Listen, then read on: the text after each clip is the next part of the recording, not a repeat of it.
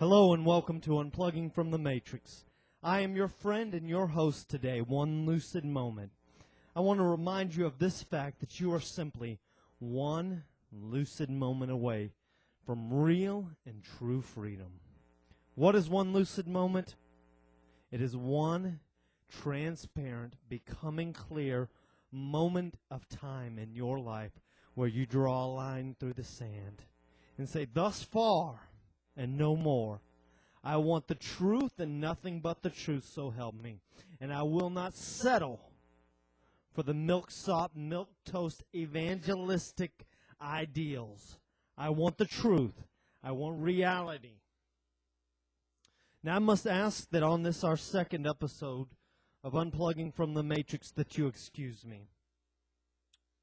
Excuse me for pointing out that the emperor has no clothing on. See, I didn't mean to ruin the parade and all. The emperor, of course, being that hideous, odious institution of religion.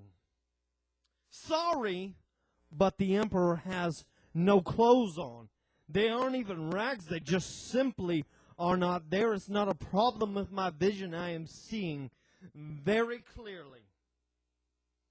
In all actuality, after careful study of all the dogmatic holy books of the Christian religion, of the Islamic religion, of Kabbalah, of Hinduism, of Buddhism, of Mohammedanism, it is very, very clear that these are man-made institutions written by man for man. And what resounding fact it echoes in the sound of silence. That fact is that there is no God. See, I didn't mean to interrupt the fanfare with the facts of the matter. I didn't mean to interrupt this love affair with religion that Americans seem to have to get to the heart of the matter. I didn't mean to confuse with the actual logical and empirical data.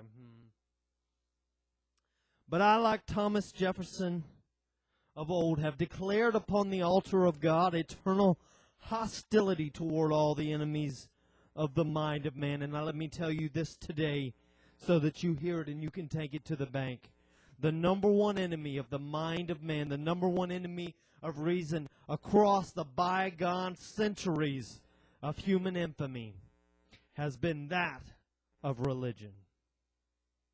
See, I question with boldness the existence of God, just as Thomas Jefferson, our third president, urged us to do across bygone decades of human history.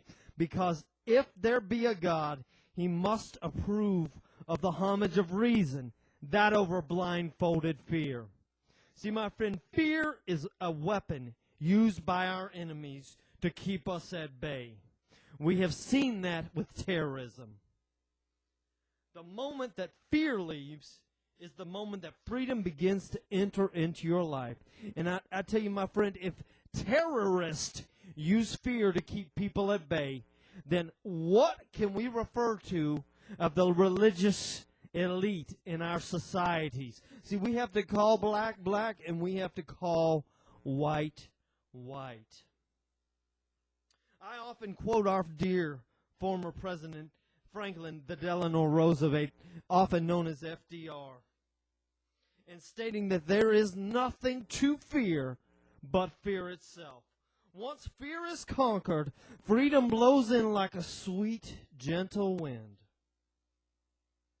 It is the awakening of your consciousness. It is that you are becoming self-aware. Oh, I wish this true and expounding freedom for every human being under the sound of my voice today. And here comes the argument from the religious right. Well, but then what do we have to live for? What do we have to live for if there's no God? What do you have to live for if there's no God? Among many other arguments, that's one of the arguments they purport, and I will give you one Lucid Moment's refutation of that argument, so you have that as a weapon, a tool in your arsenal against the religious ideology of the world. Well, my goodness. My goodness. What do we have to live for? My goodness, we hit the evolutionary jackpot living on this blue-green oasis out here in the middle of the Milky Way galaxy. We won the natural selection lottery. We are self-aware. We, unlike so many other living creatures, are able to think and to rationalize and to love and to persuade others. We are able to see beauty and behold grandeur. But what do you have to live for? See, when you look through such a narrow glass, you see so little. When you open up your eyes, you begin to see a brand new world. It's all about perspective, my friend. We have the fruit of the knowledge of good and evil. We have the abundant life. Stop letting religion tell you they have an abundant life. How selfish of us to want to live again. How selfish of Christian religious America to purport upon the human animal, to purport upon the human consciousness that we should want to live again. To presume that the great machine of the human brain somehow hides something immortal like a soul inside it that you can't see, touch, feel, taste, or even know exists. We are human. We are simple, yet we are so very complex. We are the residue of the bygone galaxies. We are what is left of the stardust. We have been hurled at breakneck speeds toward oblivion from time immemorial, and we have arrived at this, the universe's finest hour. Who needs religion on such a grand stage? Who needs a God when we have so very much more? I will say this again. Who needs religion when we have been set up as actors in the greatest play of all the universe and time on such a grand stage? See, some of you are going to be released tonight from your chains and you didn't even know you were in the prison of religion. Some of you are going to wake up and not realize you were asleep in your religiosity. Something is going to get down on the inside of you just by watching these broadcasts on this, our flagship channel, The Matrix Chronicles on YouTube. See, I am broadcasting live from sunny suburban Phoenix, Arizona, and I want you to know there is hope today. The answer you've been looking for is right there inside of you. You feel it. Right there inside of you. It's on the tip of your lips, on the tip of your tongue. You can feel yourself almost about to say it, but you're not sure. Hey, go ahead.